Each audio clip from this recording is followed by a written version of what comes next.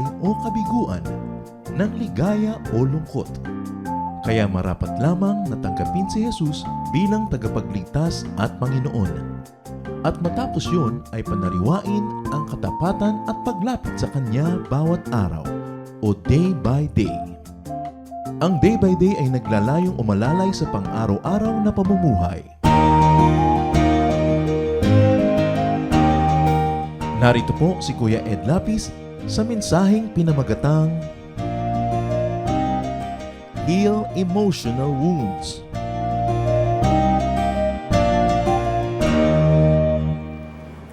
Napakaraming tao na malungkot, maraming tao na mayroong mga dinaramdam na parang hindi maramdaman ko minsan ang presensya, ang kapangyarihan ng Diyos, nagahari mga emotional troubles. Hindi gusto ng Panginoon na tayo ay mabihag ng mga emotional illnesses. Gusto niya tayo masigla, masaya. Pag-aaral natin ngayon, pinamagatang Heal Emotional Wounds. Paano ba pagalingin ang mga sugat ng puso, ng damdamin? Salamat po, Diyos, dahil kayo ay manggagamot at nais niyo kaming maging malusog, physically, emotionally, spiritually. Turuan niyo kami ngayon, Panginoon, na namnamin ang inyong kabaitan, kabutihan, upang ang mga sugat ng puso at damdamin ay gumaling at ang inyong sigla, ang inyong saya ay mapasa amin. Forgive us our sins, cleanse us from all our unrighteous deeds and thoughts. Enable us, O God, to see your holiness and to follow in your footsteps. Be our preacher, O God. Listen to the prayers of your people and answer them, and may your healing be ours. Father, we ask you to be the speaker. Use your servant only as your instrument. Lead your people unto greater knowledge of you. Lead your people unto freedom from emotional pain. Father, we thank you, we honor you, we enthrone you, in the name of your Son, Jesus. Amen. So many people are heartbroken. It's a fact. You know it. It's in your social circles, within family, among friends, with workmates. So many people are emotionally wounded and bleeding. Mga sama ng loob, mga hinanakit, mga tampo, kalungkutan, mga pagsisisi sa sarili at sa iba. So many people are hurting inside.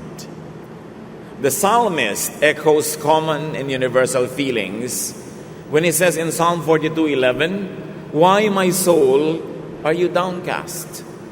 Why so disturbed within me?" In Psalm 116:3, "The cords of death entangled me. The anguish of the grave came over me. I was overcome by distress and sorrow." Mga pagpapahayag ng sobrang kalungkutan, kawalan ng pag-asa, mga pait na dadarama ng puso. And so many people have untreated and unhealed emotional wounds. May mga sugat ng puso na noon pang bata ay nando na hanggang ngayon. Merong gumagaling ng kaunti, pero pag nakakanti at nagagalaw ay muling nagdurugo. Iba't iba na uri ng mga daladalang sakit ng damdamin. Sabi ng Psalm 25:16-18, "I am lonely and afflicted. Relieve the troubles of my heart and free me from my anguish. Look on my affliction and my distress." Isang dalangin naguhumiyaw sa langit na sinasabing, napakalungkot ko at hirap na hirap ako. Pagaanin niyo po ang aking mga dalahin, palayain niyo ako sa aking mga pagdurusa. Masdan ninyo ang aking mga nararanasang hirap at ang aking kagipitan. Isang dalangin na nagmumula sa puso. Is a cry for help. At sabi nga, every Facebook post is a cry for help. It's a cry for attention, for acceptance, for admiration if possible, and if possible even for romance, for understanding. Kaya yung Facebook ay usong-uso kasi nakakakita ang tao ng paraan para maipahayag ang nadarama. Maiparada ang huling gustong iparada at ipakita sa mundo. maipagyabang naman ng kaunti ang mga nagagawa at nakakain at napupuntahan.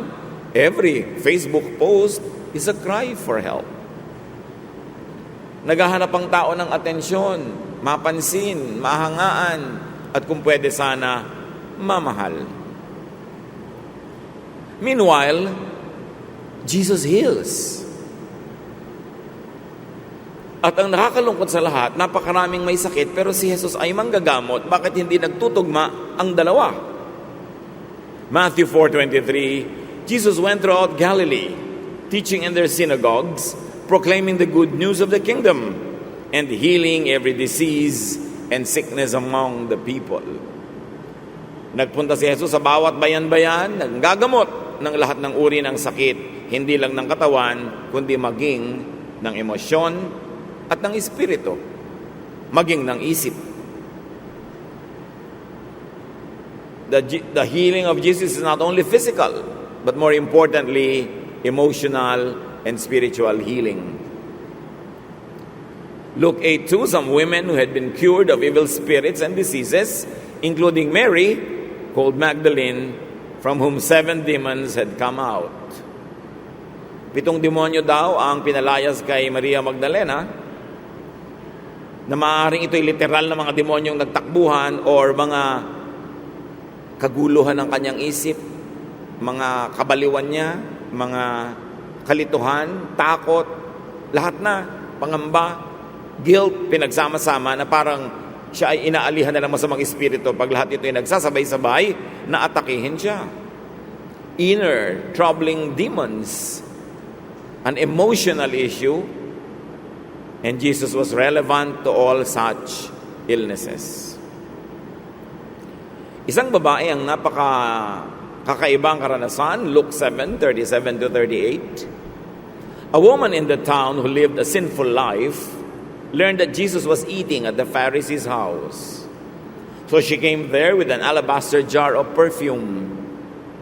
As she stood behind him at his feet weeping, she began to wet his feet with her tears. Then she wiped them with her hair, kissed them, and poured perfume on them. Isa sa mga pinakasikat na kwento sa New Testament ng babaeng nagbuhos ng pabango sa Panginoon, ang babaeng niluhaan hanggang mahugasan ng luha ang paa ng Panginoon at halos ay pinunasan niya ng kanyang mahabang buhok ang paang ito, na dahil siya ay makasalanan at nakadama ng pagpapatawad at pagpapagaling ni Jesus sa kanyang damdamin. Ganun na lang ang pagtanaw niya ng utang na loob, na hindi niya pinansin ang napakarami mga taong hindi nagustuhan ang kanyang ginagawa. And there was a striking contrast, a sinful woman, starring role in the house of a Pharisee. That alone is a message by itself. What cure could be ministered through forgiveness, acceptance, through connectivity, affirmation, and restoration? Siyempre, lahat ng napapagaling nararamdamang gumaling sila at gumagawa sila ng paraan para ipahayag, lalong-lalo na sa paraang mapagpasalamat at kumikilala sa kagandahang loob ng nagpagaling na siyang ginawa ng babaeng yon. Jesus healed emotionally sick people. Marami nga sa kanya mga pinagaling, kaya may sakit ang katawan dahil nauna nang nagkasakit ang puso, ang damdamin, ang isip, ang kaluluwa. And Jesus healed emotionally sick people by forgiving them. Tandaan niyo mga kapatid, forgiveness heals. Luke 7:48-49. Then Jesus said to her, "Your sins are forgiven." The other guests began to say among themselves, "Who is this one who even forgives sins?" Yung babaeng yon, nakaramdam na ng pagpapatawad. At lalo niyang natiyak na siya pinatawa dahil inulit pa at sinabi sa kanya ng malinaw ni Jesus. Forgiveness liberates the forgiven. And more than that, forgiving liberates the forgiver. Kung napapalaya at napapagaling ang pinapatawad, napapalaya rin at napapagaling ang nagpapatawad. Kaya maraming nagpapapayo sa inyong lingkod. Sabi niya, Pastor, paano po kaya gagaling ang puso ko na ang sama-sama ng loob? Galit na galit ako sa tiya ko, galit na galit ako sa asawa ko, galit na galit ako sa sarili kong nanay. Isa lang naman ang payo, patawarin mo sila. Huwag ka na maningil. Huwag ka na magtanim ng sama ng loob. At sa lagay, gano'n na lang, libre na sila sa mga ginawa nila sa aking mali. Pero sa paglilibre nila, nalilibre ka rin. Ngayon, kung gusto mo silang huwag malibre, sige, itali mo sila. Igapos mo ng mahigpit na mahigpit. Pero sino ang may hawak ng tali? Ikaw. Sino nagbabantay ng tali? Ikaw.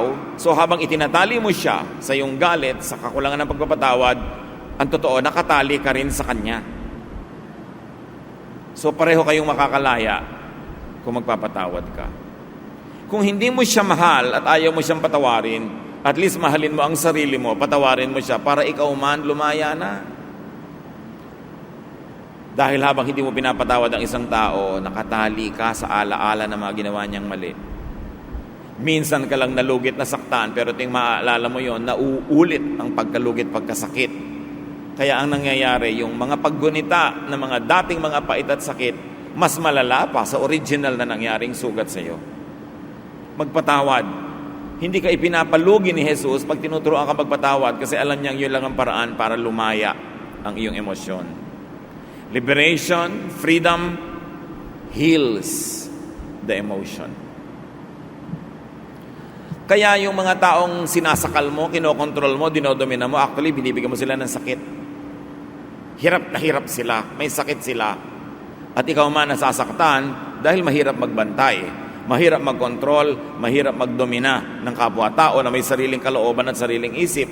Pareho kayong mahihirapan. That's why Jesus sets free. Jesus healed emotionally sick people by touching them physically and spiritually. Hinihipo niya ng kanyang sariling kamay ang mga may ketong, mga may sakit, at hinihipo niya ang puso at isip nila sa pamamagitan ng kanyang mga katuruan at ng kanyang pagpapadama ng walang patakarang pag-ibig. Jesus healed emotionally sick people by accepting them. Kung tutuusin, halos kabaligtaran ang ginagawa ng mga churches in the name of Jesus today.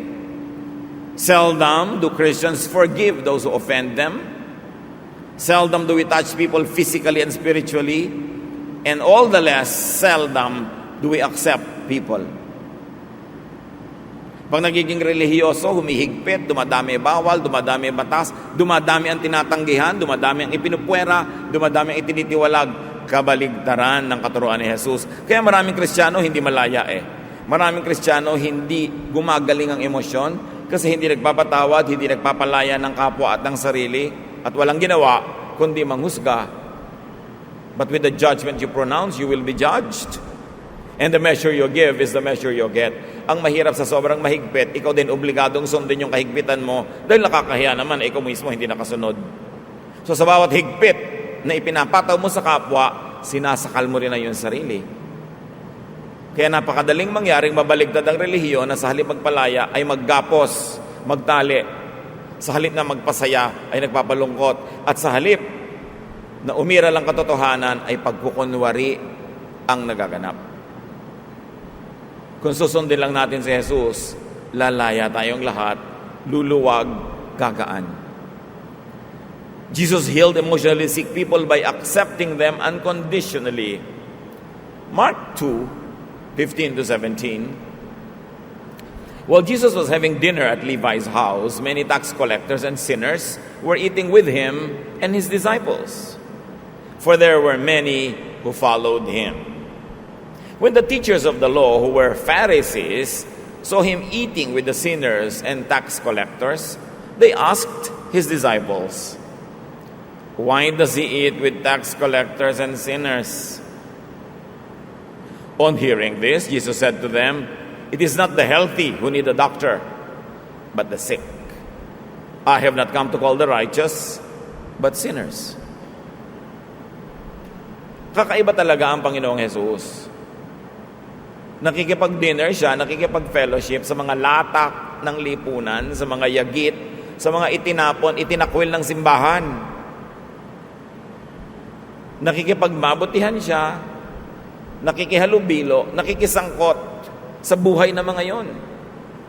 Bagay na hindi naman nakaligtas sa pamumuna ng mga relihiyoso. Kaya sabi nila, bakit ang amo ninyo nakikipaghapunan sa mga makasalanan? At narinig yun ng Panginoon. Sabi niya, hindi naman mga malulusog ang nangangailangan ng manggagamot, kundi yung mga may sakit. Kaya ako, nakikipag-fellowship sa mga may sakit nang magamot sila.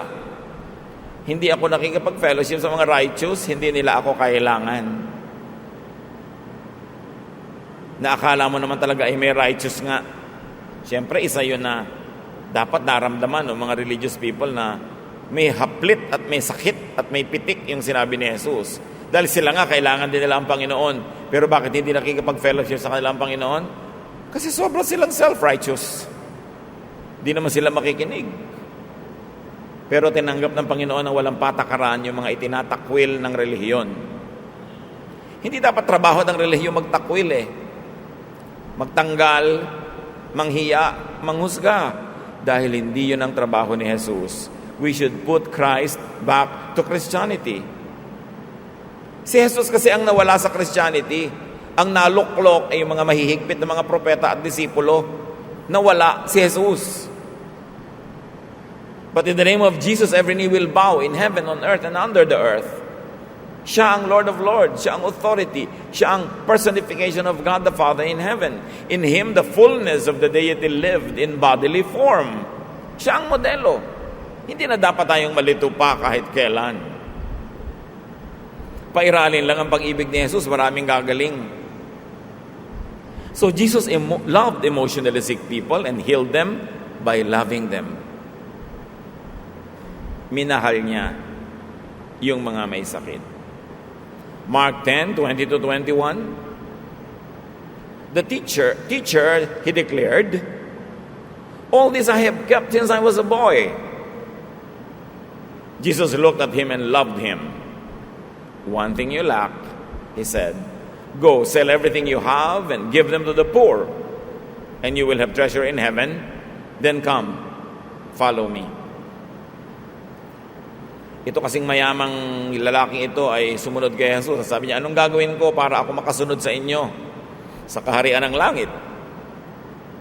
Sabi ng Panginoon, di sundin mo mga kautusan, yun naman ang alam mo, di ba? Sabi niya, nagawa ko na po lahat yan. Sabi ni Lord, kasi alam naman niya hindi talaga nagagawa yun. Sino nakakasunod nun? Kung may kulang ka pa, ang yaman-yaman mo, ang daming mahihirap, ibenta mong kayamanan mo, ipamigay mo sa mahihirap, then makakasunod ka na sa akin. Hindi requirement maging mahirap para maging tagasunod ni Jesus. Pero sa lalaking ito, ang hadlang para siya sumunod ay yung kanyang kayamanan. Kumisa naman yung kayamanan nandyan, pero hindi hadlang, edi papanatilihin kang mayaman, mabuti nga mayaman ka. Pero kung ang hadlang ay ang iyong love life, ang iyong sex life, ang hadlang ay ang iyong bisyo, dapat tanggalin yun para walang hadlang. In this particular case, ang hadlang, kayamanan. It's not always the hindrance. So it doesn't follow that everybody should be dirt poor to become a Christian. Sabi niya, nagawa ko na lahat yan. Alam ni Lord na hindi, pero minahal niya yung lalaki. Yung tingin niya, hinagod niya ng tingin na mapagmahal na, kawawa ka naman, hindi mo alam ang sinasabi mo, akala mo okay ka na, pero hindi. At napatunayang hindi, dahil nung sinabi ni Lord na ibenta mo yung kayamanan, umuwi namang lulugo-lugo itong lalaking ito at walang matamlay kasi hindi niya kayang ipamigay ang kanyang kayamanan. So hindi totoo na sinusunod niya yung mga batas na sinasabi niya. Napatunayan. But in spite of that man and in spite of his mistake about himself and his self-righteousness, Jesus loved him because Jesus is Lord of love. Jesus is not Lord of vengeance, not Lord of anger, not Lord of self-righteousness or judgment. He is a Lord of love. And you know that love heals. That's why Jesus heals. Because Jesus is loving. Jesus healed emotionally sick people by giving their existence, their lives, meaning, and purpose. Pinagaling ng Panginoon ang napakaraming mga sakit ng damdamin, pagkalito, pagkawala ng pagpapahalaga sa sarili, sa pamamagitan ng pagbibigay niya ng halaga sa tao. At ang halagang ito, sa pinakamadaling paraan, ginawa ng Panginoon na sa pagbibigay niya ng tungkulin, ng duty. Kung minsan, naiinis tayo sa taong utos ng utos sa atin. Pero ang totoo, habang inuutusan ka, pinapahalagahan ka. Ginagawa kang mahalaga. May papel ka. Hindi ka nalilito kung sino ka. Alam mo kung nandun ka. Sa oras ng pagkain, hindi ka nahihiya dahil nagtatrabaho ka. Sa oras ng sweldo, hindi ka nang liliit dahil pinagtatrabahuhan mo. Pero subukan mong yung amo mo, di ka utusan kahit isang beses sa loob ng isang linggo. Di ba matatakot kang baka tatanggalin ka na? Baka di ka na kailangan? Kasi kung nabubuhay siya maghapon na hindi ka tinawag ni minsan, ibig sabihin, kaya niyang mabuhay na hindi ka tatawagin kahit kailan. So sa pagtawag mo, sa pag-utos mo, sa pag-asa mo, inaasahan mo ang isang tao, sinasandalan mo siya, liban nila ikay linta. Sa pagsandal mo sa kanya, ibig sabihin, pinapahalagahan mo siya. Because if you like to ignore somebody, hindi kayo gagamit ng bigay niya, hindi niyo siya uutusan, hindi niyo siya aasahan. Si Pedro, 3 beses itinakwil ang Panginoon. Noong ang Panginoon nabuhay na muli, nirestore siya ng Panginoon, John 21:15. When they had finished eating, Jesus said to Simon Peter, Simon, son of John, do you love me more than these? Yes, Lord, he said, you know that I love you. Jesus said, feed my lambs. Pedro, mas mahal mo ba ako kaysa mahal ako nitong mga ibang disciples na to? Yes, Lord, alam niyo, mahal na mahal ko kayo. Kung ganon, pakainin mo aking mga tupa. 3 beses na ulit yon. Bakit? Kasi 3 beses itinakwil ni Pedro si Jesus. Kaya 3 beses nang inaffirm ni Lord na binibigyan siya uli ng ministry. Napaiyak si Pedro nung pangatlo na. Sa kabila ng kanyang mga pagkakamali, binibigyan siya ng napakalaking tungkulin. Feed my lambs. Take care of my sheep.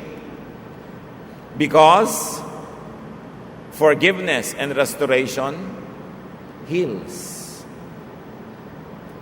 Kung may nagawa kang mali, yung magulang mo, pagdating mo ng bahay, hindi ka pinapansin. Di ba ang hirap nun? Pero nung pagdating mo, sinabing, hugasan mo yung mga plato dyan, kasali ka uli sa buhay ng pamilya. Tuwang-tuwa ka, sigurong nautusan ka, kesa baliwalain ka. The deeper the self-abasement, the higher the upliftment that Jesus gave to people. Kaya yung babaeng makasalanan na hinihiya nung lahat, sa harap ng lahat, sinabi niya, your sins are forgiven. Ganun ang Panginoon. Pag nagpakumbaba ka, hindi ka tatapakan. Pag nagpakita ka ng kahinaan, hindi ka pagsasamantalahan. Lalo kanyang mamahalin. Lalo kanyang iingatan. At bibigyan kanya ng misyon. Because purpose, meaning, heal. Nakakapagpagaling ng damdamin, yung may papel ka, may halaga. So, ang lahat ng ito ay ginawa ni Jesus. So, what do Christians do? You help others heal emotionally. Sabi ng Panginoong Jesus, kung talagang mahal niyo ako, gagawin niyo lahat ng mga ginawa ko, hihigitan niyo pa. At dahil ako'y nagpagaling, magpagaling din kayo. Do a Jesus, forgive people. Magpatawad kayo para lumaya sila at kayo rin. Sino man yun. Huwag na kayong aalis pa sa bulwagang ito ngayon nang hindi nyo ito nagagawa dahil sayang naman ang oras natin na pag-uusap nito. And after all, forgiving is the only way to be forgiven yourself. And while until you need forgiveness for yourself, forgive others. You help them heal, and you help yourself heal. Tigilan nyo na ang kapaparusa sa mga nagkamali sa inyo. Paparusahan nyo, hindi nyo papansinin. Nakakapagod ding hindi mamansin. So nagdurusa din kayo. Paparusahan ninyo na hindi nyo iimbitahin kahit mahal nyo. Hindi nyo lang siguro inaamin, pero hinahanap-hanap nyo din naman na nandun dahil mahal nyo. Huwag na kayo magtanim ng sama ng loob, luma na yan. Huwag na magtampo. Pahihirapan nyo lang yung sarili. Huwag nang manikis. Huwag nang magalit pa. Lalo matanda na kayo, huwag na kayo magalit pa. Ang iksi-iksi na ng oras na nalalabi sa buhay, uubusin nyo pa sa galit. Sayang ang panahon. Do as Jesus. Touch people physically and spiritually. John 4:39, many of the Samaritans that from that town believed in him, meaning Jesus, because of the Samaritan woman's testimony. He told me everything I did, she said. Hindi siya hinipo physically, pero hinipo siya sa puso sa pamamagitan ng atensyon na ibinigay sa kanya ng Panginoon. At sabi sa 1 Peter 2:12, live such good lives among the pagans, that though they accuse you of wrongdoing, they may see your good deeds and glorify God on the day He visits us. Mahihipo natin ang buhay ng mga tao, mga kapatid, sa pamamagitan ng magandang patotoo.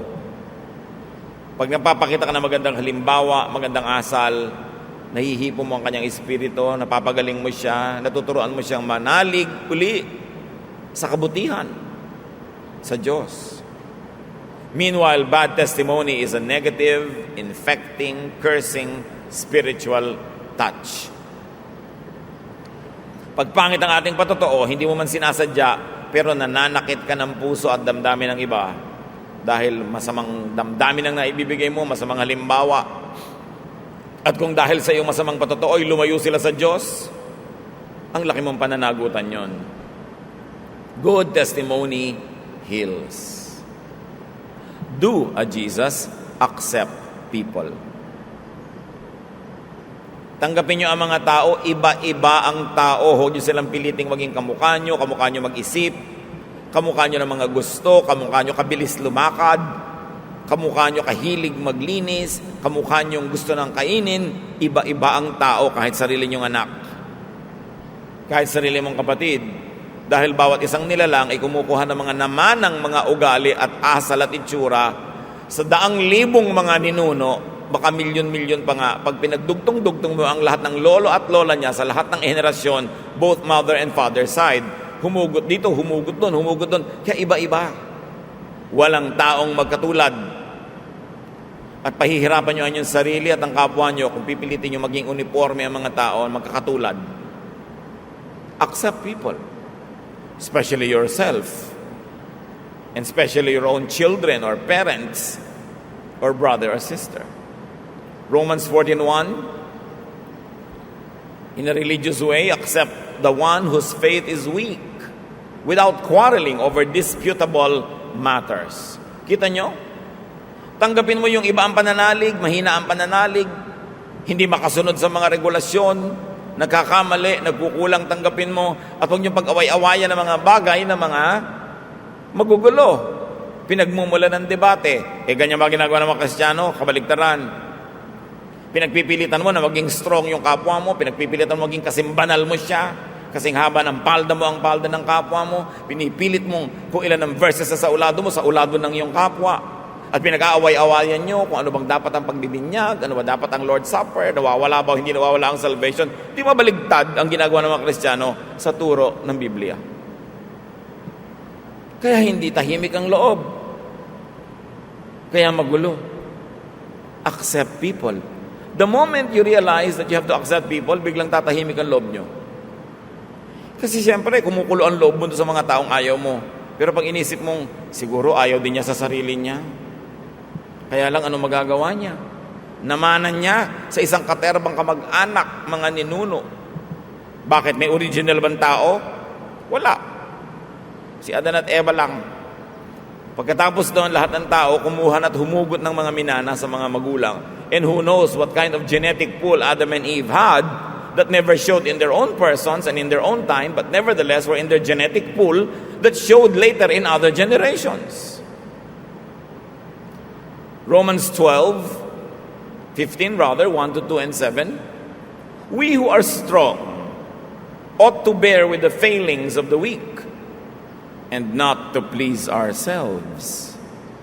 Each of us should please our neighbors for their good, to build them up, accept one another, then just as Christ accepted you in order to bring praise to God.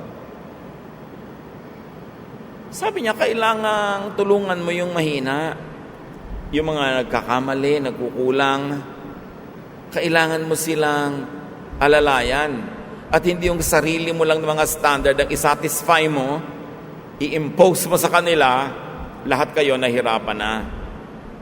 Ang unahin mo yung ikaluluwag ng damdamin ng iyong kapwa, hindi ikaluluwag ng damdamin mo na ikaw ang masunod, ikaw ang makapangyari, maidikta mo ang pananalig at relihiyon mo sa iba.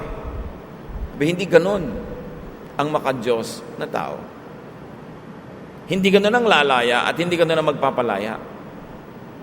Do a Jesus, love people. 1 John 4:7, Dear friends, let us love one another, for love comes from God. Everyone who loves has been born of God and knows God. At may kasunod pa yan, those that do not love, do not know God. Paano mo malalaman ang tunay na anak ng Diyos? Hindi sa laki ng Biblia ang dala, hindi sa version ng Biblia ang binabasa, hindi sa haba ng damit, nakikilala mo sa kanyang pag-ibig sa kapwa. Paano siya maunawain, mapagtanggap kahit sa mga taong sa tingin niya kulang. John 13:34-35, A new command I give you, love one another. As I have loved you, so you must love one another. By this everyone will know that you are my disciples, if you love one another. Diyan yung mapapatunayan na kayo aking alagad kung nag-iibigan kayo. Hindi nagpipintasan, hindi nagchichismisan, hindi nagsisiraan, hindi nagsasaksakan sa likod. Nag-iibigan kayo. Yun nga, mga disciple ko kayo. The command to love supersedes all commands before and after Jesus' earthly ministry. Tandaan niyo mga kapatid, lahat ng utos sa Biblia, bago dumating si Jesus, at lahat ng utos, pagkatapos niyang bumalik sa langit, ay dapat ang nangingibabaw yung utos niyang kaisa-isa to love. Sukatin ninyo ang lahat ng gusto ninyong sunding utos sa Old at New Testament, at dapat pumasa muna sa standard ni Jesus kung loving. Pag hindi loving, ilagay nyo na sa cabinet dahil binigyan na tayo ng bagong utos to love. Do a Jesus, give people's existence and lives meaning and purpose. Bigyan nyo ng halaga ang kapwa, bigyan nyo ng papel, payagan nyo at tulungan nyong mag-shine, mag-rise sa kanyang ginagawa. Allow people to accomplish great things so they will feel good and so that they will contribute something good to the community. In the community, in the church, in the family, in the nation. Romans 12:4-6. Just as each of us is one body with many members, or many body parts, and those body parts do not all have the same function, so in Christ, we who are many form one body, and each member belongs to all the others. We have different gifts according to the grace given us. Bakit idiniin ito sa New Testament? Kasi nagtatalo-talo na yung mga Kristiyano, ganun palang kaaga, kung sino ang mas dakila, sino ang bida, sino ang star, sabing lahat kayo mahalaga. Lahat merong function. So huwag mong pigilin yung iba na mag-achieve para lang ikaw ang sumikat. Make people feel needed. Make people feel important by making them useful. Of course, there's a thin line between making people feel useful and exploiting them, at alam na natin ang pinagkaiba nun. Yung inuutusan mo para maging mahalaga siya at yun naman inuutusan mo dahil tamad ka lang talaga. Magkaiba yun. At alam natin ang pinagkaiba. At mahalaga mga kapatid, let's bring this home. Get emotionally healed yourself. You cannot give what you do not have. Pagalingin ang sarili muna. para makapagpagaling din ang kapwa. Alam nyo, maraming hindi mabait kasi ang dami nilang natanggap ng mga kalupitan sa kapwa. Nasa ganti mode pa sila. Maraming hindi pala bigay kasi sobra nang naabuso at nanakawan noong nakaraan.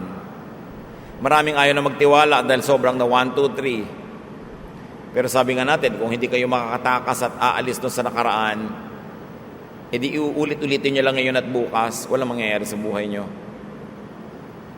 Receive forgiveness from God and from other people. Probably the reason why you cannot forgive is because you have not been forgiven. Because if you have experienced forgiveness, if you have received it, you will have enough of it to give it away. The reason why sometimes you don't give it anything away is because we don't have it. Kaya ang turo ni Jesus, love your neighbor as yourself. Meaning, love yourself first, and in the same way you love yourself, then love others. 1 John 1:9, if we confess our sins, He is faithful and just, and will forgive us our sins and purify us from all unrighteousness. Aminin, ipagtapat, ihingi ng tawad. Madali. Dahil si Jesus ang naghirap. Libre, pero hindi mura. Kasi binayaran ni Jesus. Forgiveness is free, but it is not cheap. Because Jesus pays with His own blood. How do you heal yourself also? Let God and others touch you physically and spiritually. Allow people to love you. Don't be too proud. Allow your weaknesses to show so that the strength of others might be ministered to you. Linisin natin ang ating puso para hindi marumi ang pagtingin natin sa mga magandang intensyon ng ating kapwa. Psalm 51:10, create in me a pure heart, O God, and renew a steadfast spirit within me. Baguhin yung puso ko. It all starts with the heart. Philemon 1:7, your love has given me great joy and encouragement because you, brother, have refreshed the hearts of the Lord's people. So dito, pinupuri itong si Philemon. Sabi, sobra mong napataba ang puso ko, napasaya mo ako. Kasi binibigyan mo ng bagong kasariwaan at lakas sa mga tao nasa paligid mo. In other words, you minister to me as you minister to others. And you actually lift me up. For a great leader to say that to somebody very common, that is very uplifting for both of them. Need people, because when they are needed, they feel better. Just don't over-need and over-depend and over-expect from people. But make them know that they're needed. Then find acceptance from God and others who accept you. Mga kapatid na hindi masaya, lalo sa love life, huwag niyong ipagsiksikan ang sarili niyo sa ayaw sa inyo. Sasaya kayo. Huwag kayong mamalimos ng pag-ibig. Hindi naman kayo ginilikha ng Diyos sa maging pulubi. Huwag kayong hahabol-habol sa tatakbo-takbo. Huwag kayong pilit ng pilit sa aayaw-ayaw. Nag-text kayo, hindi sumagot, tatagod sasabihin mo pa, ba't di ka sumasagot? Yung hindi niya pagsagot, ang sagot. Pag hindi kayo sinagot, sinagot na kayo. Ibig sabihin, ayoko makipag-text sa'yo. Itanim mo na lang sa sarili mo, he's just not into you. Or, she's just not into you. Nothing's wrong with you. Maybe something's wrong with him. Or maybe something's wrong with both of you. Or nothing is wrong with both of you. It's just that hindi kayo tugma. Period. Ayaw, diwag. Kahit nga sa pag-share ng religious message, sabi ng Panginoon sa Matthew 10:14, if anyone will not welcome you or listen to your words, leave that town, leave that home, and shake the dust off your feet. Ayaw nila makinig, di mo mong pilitin. Ayaw pala, marami namang may gusto, dito ka pumunta. Tigilan nyo ng kakakatok, ang pintong ayaw magbukas. Maraming pinto na nakabuka, doon kayo pumasok, madali. Huwag ipagsiksikan ang sarili. Find and receive love from God and from others who love you. And of course, give your existence and your lives meaning and purpose. But to be able to do that, get beyond your past, your pains and sorrows. Dapat graduate na tayo sa pagtingin sa mga nakaraan na masakit, mapait, mahapdi, malungkot. Lalo yung mga pamilya na may awayan ng last generation, pag inulit nyo pa nga yung next generation, ang next generation na susunod sa inyo, mag-aaway-away din. End it. Philippians 3:13, but one thing I do, forgetting what is behind and straining toward what is ahead. So, alam nyo, kung may ginagawa ako, ito. Nililimot ko na yung tapos na. Ang inaatupag ko, yung darating pa lang. And of course, you want to get emotionally healed? Pray. Connect to God. Psalm 73:26. My flesh and my heart may fail, but God is the strength of my heart and my portion forever. We connect to God through prayer. You plug in to the source of power. So maging prayerful and think positively. Dwell on fruitful, beautiful thoughts. Isa sa mga favorite verses natin, Philippians 4:8. Keep your minds on whatever is true, pure, right, holy, friendly, and proper. Don't ever stop thinking about what is truly worthwhile and worthy of praise. Yan ang isipin nyo, yung nakakasaya, nakakapagpatahimik ng loob, nakakapagpapanatag, nakakapagpahupa ng galit. Yun ang isipin, huwag yung kabaligtaran.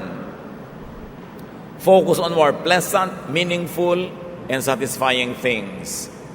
Get busy with good things so that there will be no space for bad things in your life.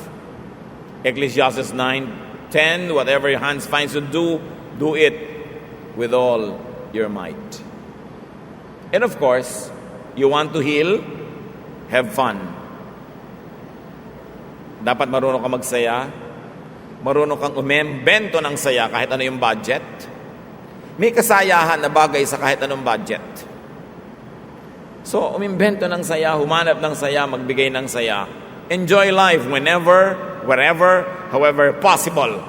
As long as you don't harm your relationship with God and with other people. Si Solomon na napakatalino, ang payo niya sa buhay, Ecclesiastes 8:15. So, I commend the enjoyment of life. Because there is nothing better for a person under the sun than to eat and drink and be glad. Then joy will accompany them in their toil all the days of the life God has given them under the sun. Sabi niya, mag-enjoy kayo, humanap kayo ng saya. Yung easily affordable, a drink, something to eat, fun, happiness, para may baon kayong saya habang naglalakad kayo sa maraming landas na malungkot. Ito yung kaya niyong pasayahin ang sarili, pasayahin. God wants you well. Jesus makes you well. Pero kailangan iwasan ninyo yung nag-i-infect ng ating espiritu, ng kaluluwa, nagpapalungkot, nagpapagalit. Pananagutan nyo yun sa inyong sarili. Go to Jesus. Get healed yourself, and then do a Jesus. Heal others. There is so much suffering around us that are not necessary. Palayain natin ang ating mga sarili at ang ating kapwa. Jesus wants you happy. Jesus wants to heal you. Panginoon namin Diyos, salamat dahil gusto niyo kami pagalingin. At ngayon, O Lord, habang kami po ay nakayuko sa inyong harapan, suriin niyo ang puso ng bawat isa, kung may mga kasakitan, mabibigat na damdamin, matatagal na ng mga sakit ng puso. Pawiin niyo po ang mga ito, pagalingin niyo po ang iyong mga anak. Ituro mo sa amin ang aming pananagutan para kami gumaling at magawa namin sa inyong tulong, O Diyos. At sa aming paghahanap ng kagalingan, nawa Panginoon, maging sensitive din kami sa kapwa. Na huwag na namin silang saktan, huwag na namin dagdagan ang mga hirap nila at kami magamit nyo para sila ay pagalingin din. Ituro niyo sa amin yung tunay na diwa ng pagmamahal ni Jesus na iyong anak. At nang sa ganon, ang mga hindi na kailangang dalhing mga sakit sa buhay ay mabitawan na namin, gumaan ang pakiramdam, lumuwag ang dibdib, mapuri namin kayo at matanggap namin ang maraming pagpapalang nakalaan sa iyong mga anak. Pagbulay-bulayan natin seriously mga kapatid ang mga bagay na ito, kung paano tayo dapat gumaling sa mga sarili nating mga kasakitan at paano dapat nating tigilang saktan ng ating kapwa at magpatawad tayo. In silence, ponder the wisdom of God, and may healing of emotions empower you to achieve greater things in life and to see more of God and to see God more clearly. Magbulay-bulay tayo sa ilang tahimik, mapagdasal na sandali.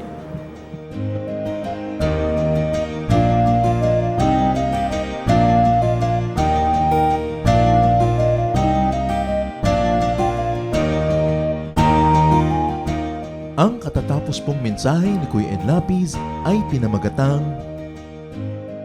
Heal Emotional Wounds.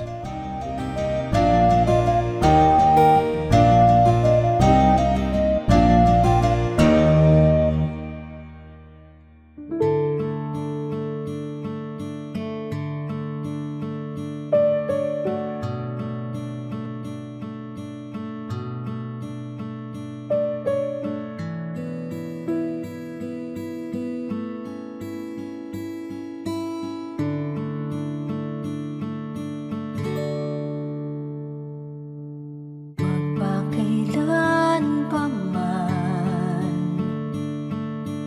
magpawalang hanggan,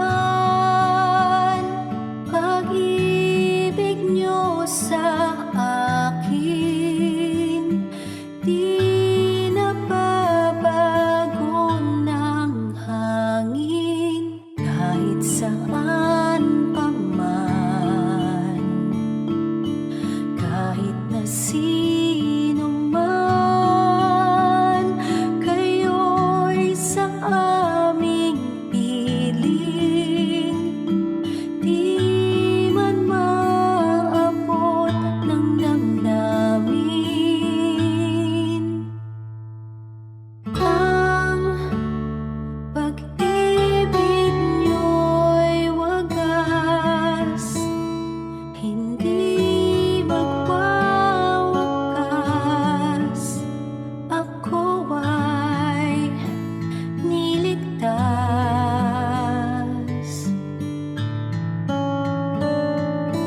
At pag-ibig niyo'y sapat, sa akin ay tapat, kahit na di ako karapat-dapat.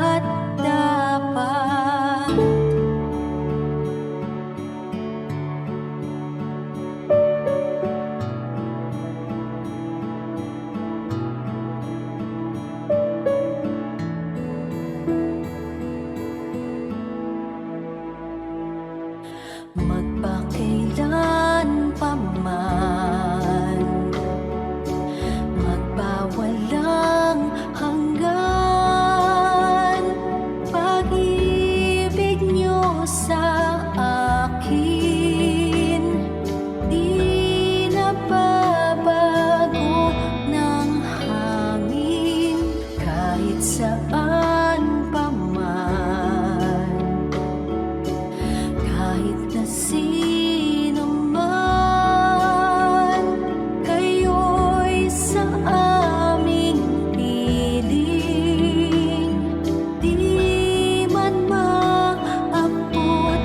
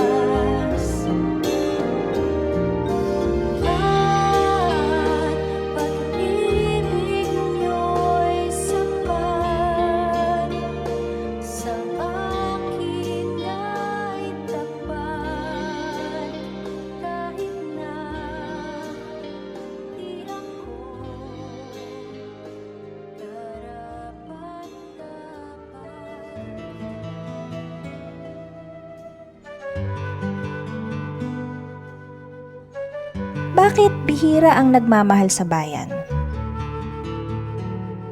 Napakarami na kasing kabiguan ng mga Pilipino na natatamo nila mula sa mga institusyon, mula sa mga sangay halimbawa ng gobyerno, dahil sa sunod-sunod na mga kabiguan. Kaya kuminsan nawawala ng tiwala ang mga tao sa sarili nilang bayan. Dapat siguro ihiwalay natin yung gobyerno sa bayan, sa inang bayan. Kuminsan nawawalan tayo ng tiwala sa mga institusyon pero huwag nating idama yung bayan. Kung nawawalan tayo ng gana sa ating mga politiko, huwag tayong mawalan ng gana sa ating pagka-Pilipino, sa ating kultura at sa ating bansa. Pag-ihiwalayin natin yon sapagkat mga gobyerno na aayos, napapalitan ng mga rehime, pero ang bayan natin, isa lang yan.